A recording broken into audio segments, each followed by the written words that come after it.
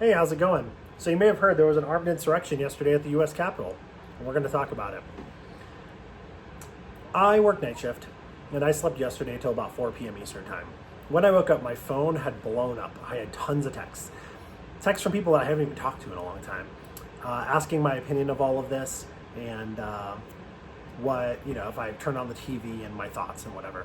And I was under the impression that that I was going to turn on the TV and I was going to see like a bunch of dudes waving Gadsden flags and carrying AR-15s with body armor and improvised explosive devices who had taken the Capitol, maybe had some congressmen like out on the lawn, like stripped them naked, tarred and feathered them, or maybe they're waterboarding them. None of that happened. I mean, the Gadsden flags part happened, but the rest of that didn't happen. There were a bunch of dudes who were like, I don't know, role-playing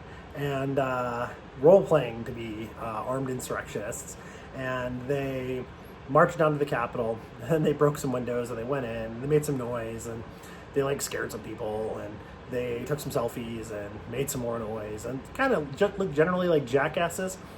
And then after a couple hours, it was stopped. They were all arrested. Some lady got shot. That sucks. We'll talk about that in a second. And it went on to be business as usual. Now, I'm sorry, this is not the saddest day in American history. This is not akin to 9/11 or Pearl Harbor. That's fucking insane. I'm sorry. It's just, I just don't care. I have listened all summer long to people talking about how burning down cities and breaking into Target and stealing TVs, or burning down Wendy's because Dave and his famous hamburgers killed a guy. All of that is legitimate forms of protest, and it's all mostly peaceful. Well, I'm sorry, burning down a business is not mostly peaceful. Breaking a couple windows is a lot closer to mostly peaceful than burning down a business. But these same people who told me not to be outraged about all this other stuff are acting like the fucking sky is falling, and I just don't care. I don't give a shit. I don't care. It wasn't even interesting. It was like nothing. It was really nothing. The dude from Phoenix with the freaking bullhorns, like I've seen that guy in real life, by the way. He is kind of funny. Like, I don't know, that shit was kind of amusing, but I don't care. I'm not outraged. I'm not cheering them on. I don't care. So I was talking to a friend of mine yesterday who was, well, first he thought, or I think he kind of like came to my side on the whole it not being as big of a deal after we were talking for a while. At first, I think he was pretty outraged, but I got the impression that he like kind of toned that down a little bit. But he did say something that was interesting to me. He said something, I don't know exactly remember what he said, but he's like, everybody can see this was a landslide and Joe Biden won. But here's the thing. Not everybody sees that. Now, Trevor Jones, I feel like the election was won by Joe Biden. I think that enough people hated Trump enough.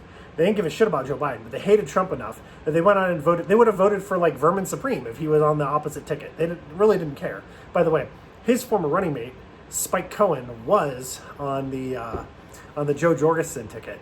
So that's interesting. Fun fact. Spike Cohen, the guy who ran as a Libertarian vice president, ran as Vermin Supreme's vice president candidate one time.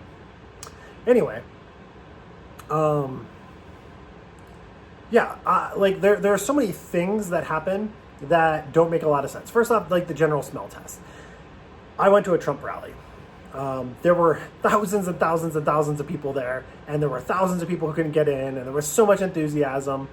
And I've seen Joe Biden rallies, and there's like 6 people driving around honking horns in their cars. It's the enthusiasm gap was crazy. Now,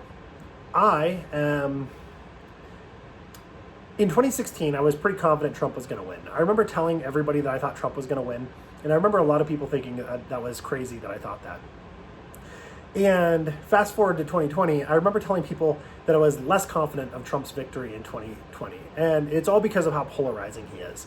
And so, like, I wasn't as surprised by that, regardless of the smell test, but still, I get it. Then there's like all the other stuff. There's like these midnight vote dumps. There's the fact that they stopped counting votes and then started counting votes after the poll watchers went home.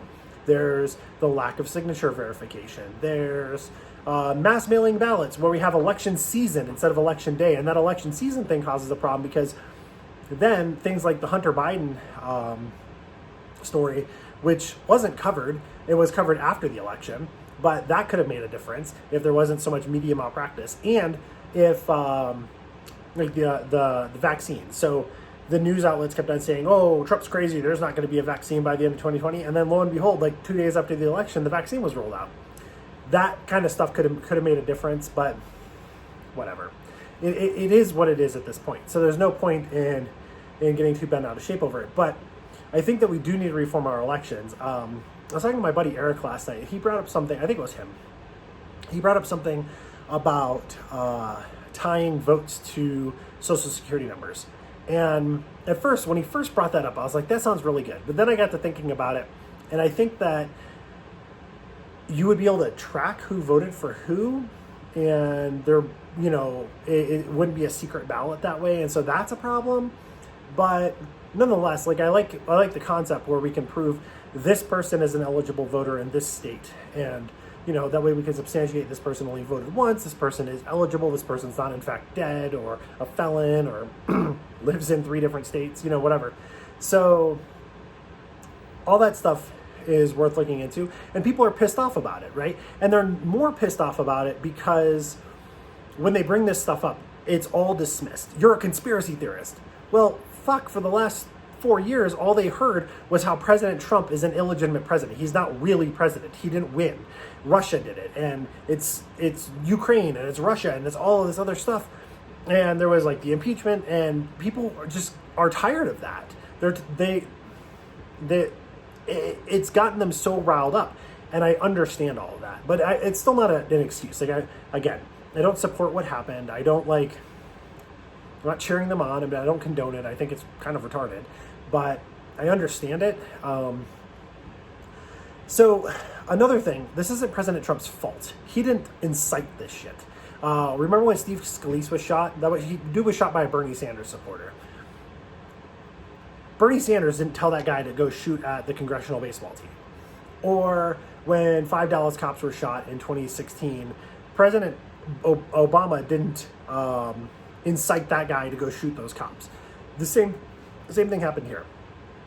President Trump did not incite this. That's insane. He did tell people to march down to the Capitol, but he didn't say anything about breaking in. He didn't say anything about like committing crimes. So, you know, when you commit crimes, like I think the people who committed the crimes should be arrested. They should be tried. They should be charged. All that stuff. Like I'm totally on board with all of that. But it's not President Trump's fault.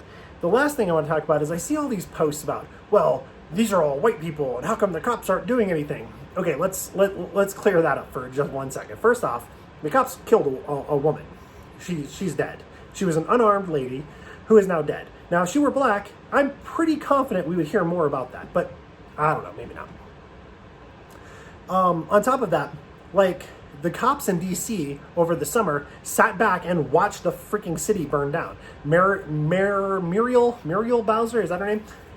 Told the cops to stand down and let people just demonstrate and do whatever.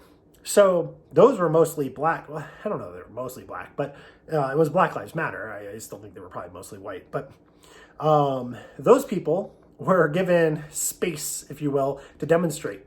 This shit was quelled in like 2 hours. Like, I'm pretty sure that the time from the first breach into the Capitol building until the last person was cleared out of there was less than 2 hours. We're talking a pretty rapid response with force where they shot a person. Like, this isn't treating people with kids' gloves. They can't just go in there guns a-blazing and start murdering American citizens. That's not going to go over well. That's going to cause more of this shit, not less of it. So I find that whole argument to be rather stupid. And all it does is stoke more racial problems, right?